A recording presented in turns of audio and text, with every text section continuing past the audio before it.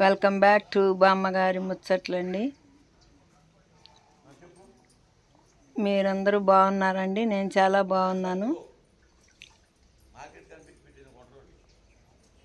Good afternoon అండి. ఇప్పుడు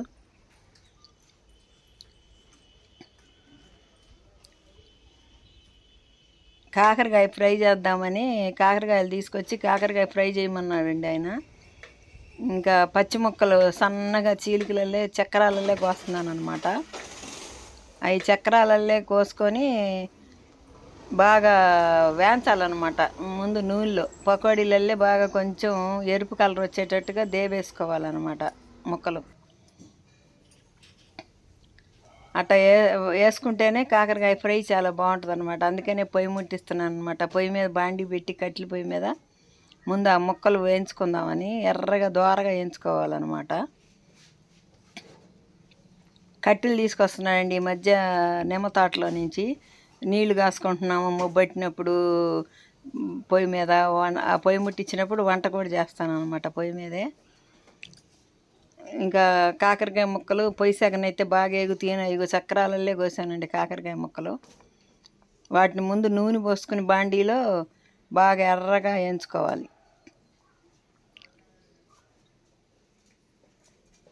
అప్పుడు సూపర్ ఉంటుందండి కాకరకాయ ఎగురు. బాండీ పెట్టి నూనె పోసాను. ఇంకా నూనె కాగితే ఆ ముక్కలు వేయించుకుందాం. కాకరకాయ ముక్కలు పొయ్యి బాగా మంట అయిందండి, చక్కగా ముట్టుకుంది. ఇక అవి కొంచెం కొంచెం వేయించుకుందామండి కాకరకాయ ముక్కలు. 2 సార్లుగా 2 కాశీలు వేసుకుని వేయించుకుంటే బాగా ఎగుతాయి అనమాట. ఒకేసారి బాండీ పట్టదండి. అందుకని సగం వేసేసాను. సగం వేసి సగం పక్కన పెట్టాను అనమాట.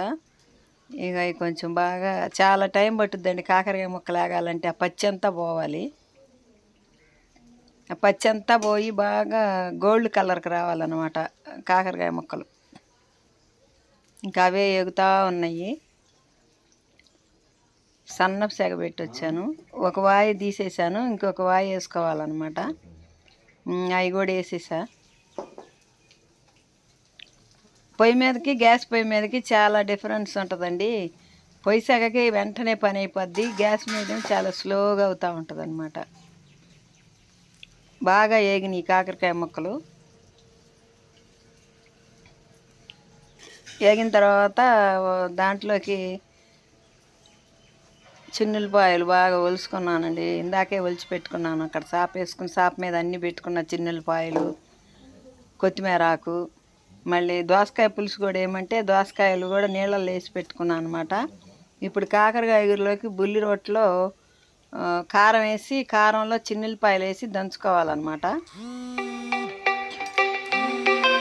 కారంలో చిన్నులపాయలు వేసి దంచుకోవాలి. అంతా చేస్తుంది.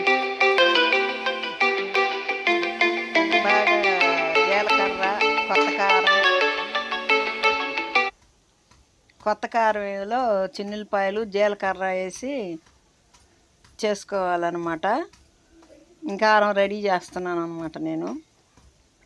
ఇంకా ఆ కారం దంచుకొని ప్లేట్లో పెట్టుకుంటే మనం కాకరకాయ ముక్కలు వేగేటప్పటికి రెడీ చేసుకోవాలన్నమాట.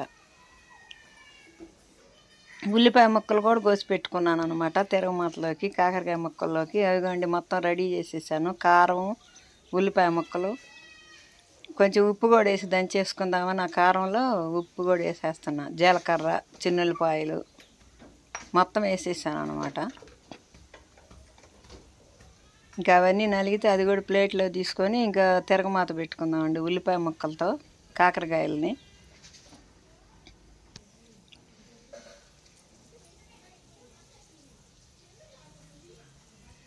కారం మొత్తం దంచి ఒక ప్లేట్లో తీస్తున్నా. నలిగిపోయింది మొత్తం. బాగా చిన్నులపాయలు ఎక్కువ పోసానండి, టేస్ట్ బాగుంటుందని.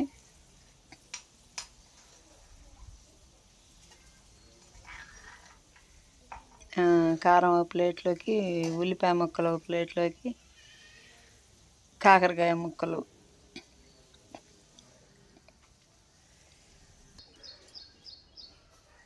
ఇంకా బాండి పెట్టి తిరగమాత పెట్టుకోవాలన్నమాట. తిరగమాతలో అన్నీ వేసేస్తున్నాను. జీలకర్ర, చిన్నులపాయలు, కరివేపాకు, ఇంకా అన్నీ వేసుకొని ఉల్లిపాయలు వేసేసుకుందాం. ఉల్లిపాయలు వేసుకుని ఉల్లిపాయలను కూడా కొంచెం దోరగా వేయించుకోవాలన్నమాట. అది ఆ ఉల్లిపాయలు కూడా బాగా ఆగనిచ్చి అప్పుడు కాకరకాయ ముక్కలు కూడా వేసేసుకోవాలి. అన్నీ కూడా వేగుతాయి అన్నమాట. ఇక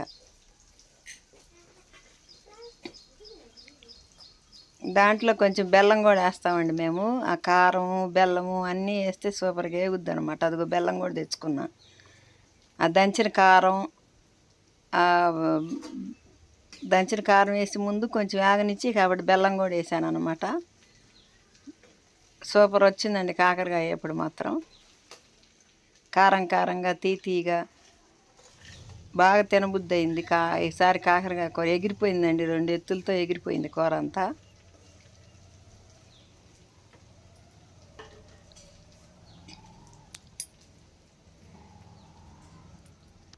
కారం కూడా కొత్త కారం అనమాట. చిన్నులపాయలు వేసి కొట్టేటప్పటికి చాలా బాగా వచ్చింది.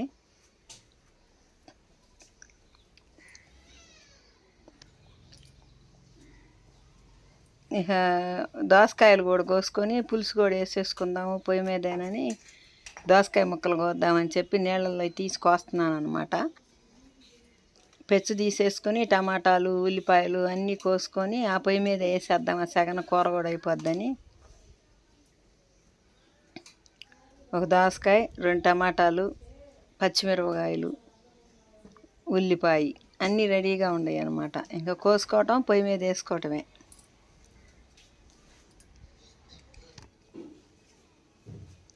దానికి కూడా సట్టి తిరగమాత పెడుతున్నాను అనమాట. సట్టి పెడుతున్నా, మట్టి సట్టిలో వేస్తున్నాను ఈ మధ్య పులుసు. పప్పు వేసిన పులుసు వండినా ఎక్కువ మట్టి సట్టిలోనే వేస్తున్నాను. తిరగమాత పెట్టేస్తున్నా. దానికి కూడా దోసకాయ పులుసుకు కూడా తిరగమాత వేసుకుని తిరగమాతలో ముక్కలు వేసుకుందాం. ఆవాలు, జీలకర్ర, చిన్నులపాయలు, కరివేపాకు, ఇక ఆ ముక్కలు కూడా వేసేసుకుందామండి. తిరగమాత కాలితే ముక్కలు వేసుకొని దాంట్లో కొంచెం పసుపు వేసుకోవాలి.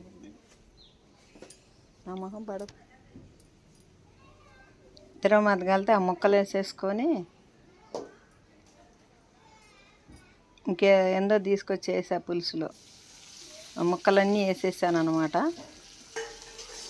ఉల్లిపాయ, పచ్చిమిరపకాయ, టమాటో, దోసకాయ, కొంచెం పసుపు వేస్తున్నాను. కొంచెం పసుపు కొంచెం కారం వేసుకొని ఇక పులుసు పిండి పోసుకోవాలన్నమాట. చింతపండు నానబెట్టింది కూడా ఆడబెట్టుకున్నాను రెడీగా. కొంచెం ఉప్పు, కొంచెం కారం ఇంకా అన్నీ వేసేసాను అనమాట. ఈ చింతపండు పులుసు పోసుకోవాలి.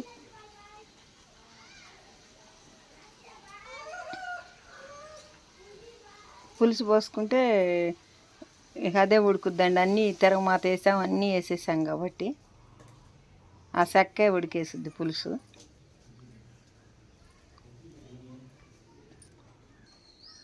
ఇంకొంచెం వాటర్ పోసి పిండేసి దాంట్లో పోసేసాను అనమాట. కొంచెం బెల్లం కూడా వేసా దాంట్లో కూడా. పులుసులో కూడా కొంచెం బెల్లం వేసి అలవాటు ఉంది.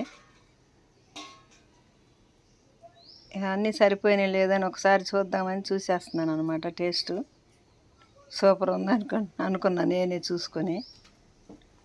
కాకరకాయ ఎప్పుడు దోసకాయ పులుసు అనమాట. ఇంకా అది కూడా ఉడికేస్తుందండి బాగా శుభ్రంగా అయిపోయింది పులుసు కూడా. అది కాకరకాయ ఎప్పుడు అది పులుసు. హాయ్ అండి, బాయ్. ఈ వీడియో నచ్చితే లైక్ చేయండి. కాకరకాయ ఎప్పుడు అదుగోనండి అది.